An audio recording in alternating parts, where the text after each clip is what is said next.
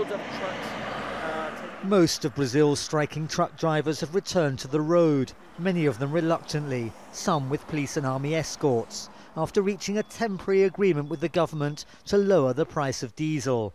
Brazil is returning to normal after the 9-day protest brought the country to its knees. But as truckers returned to work, all workers walked out.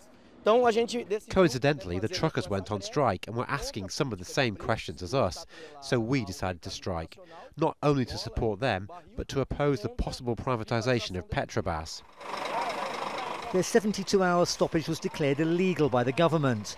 The strikes have also seen shares in the national oil company Petrobras, the majority of which is government-owned, lose 15% of their value.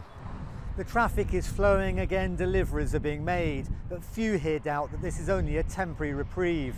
Prices remain high and the popularity of the government is at an all-time low. And while the majority of Brazilians continue to support the strikers, that's a recipe for further protests.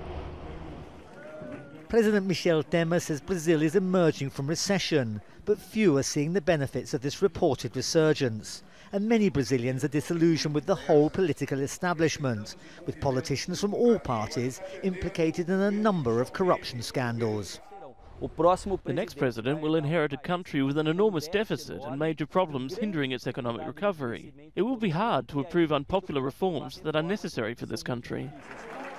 Presidential elections are due in October. Temer is not running. The one-time favourite and former President Lula da Silva is in prison.